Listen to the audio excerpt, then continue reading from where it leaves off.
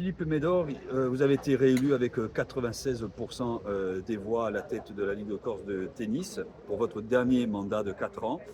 Justement, quelle est la politique que vous comptez mettre en place pour les 4 ans à venir?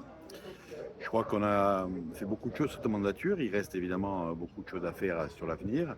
Donc on va travailler d'abord sur nos plus jeunes, euh, de la politique sportive en passant par les détections et la fidélisation. C'est un axe fort. On a vu qu'aujourd'hui on est légèrement entêté sur les plus jeunes en termes de licence. On va continuer à développer la formation. On a un catalogue de formation qui va s'élargir. C'est très important qu'on forme nos cadres de demain pour encadrer justement nos plus jeunes dans les clubs. Et puis on va travailler sur d'autres axes, tels que les nouvelles pratiques. On parlait souvent du padel, mais il y a aussi le pickleball qui arrive dans la fédération. On veut transformer ces disciplines petit à petit en disciplines où aussi les jeunes et les féminines pratiquent énormément. Justement, par rapport aux jeunes, il y a aussi une baisse démographique. Alors, on sait qu'il y a beaucoup de choses qui sont mises en place, comme le Tennis Galaxy par exemple. Est-ce qu'on peut aller encore plus loin pour essayer de faire monter le nombre de licenciés au tennis chez les jeunes? Oui, on a ce qu'on appelle la nouvelle école de tennis, ou l'optimisation de l'école de tennis aujourd'hui, qui permet de développer cette pratique. Le plus important chez l'enfant, c'est le jeu, la pratique à travers le jeu. Donc il est très important qu'on ait une compétition ou un jeu qui soit adapté et que ça commence dès le plus jeune enfant. Vous avez évoqué le padel. C'est en ce moment un raz-de-marée qui fidélise beaucoup d'adeptes, notamment des adultes. Quelle est sa place dans la ligue? Comment l'incorporer ce padel?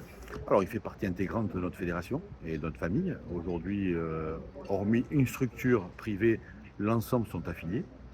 Donc aujourd'hui, il faut pour nous structurer la formation des enseignants, ça a été fait avec un diplôme spécifique, l'organisation de la compétition, c'est administré par la Ligue, et puis maintenant, il y a la mise en place d'écoles de padel pour que les plus jeunes, voire même le padel loisir, puissent s'installer de façon durable.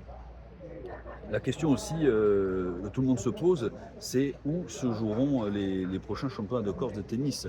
On sait que le site de la Ligue a été évoqué. Pour l'instant, ils sont à Calvi. Qu'en est-il? Quand est-ce que cela va être décidé? La tendance a été donnée dès ce matin en répondant aux questionnements. On a investi des sommes importantes sur le centre de Luciane. L'idée est forcément d'avoir un retour sur investissement, c'est la première chose. La formation des plus jeunes, on considère que les meilleurs sont abattus. Qualifier des gens sur un championnat de ligue sur terre battue, alors qu'ils ont participé au championnat de France sur terre battue aussi à Roland-Garros, ça paraît être dans la continuité. Donc tout ça participe du fait qu'aujourd'hui l'orientation des championnats de Corse sera certainement sur le Tchad. Néanmoins, on va laisser le comité d'élection qui est souverain décider fin janvier une décision définitive.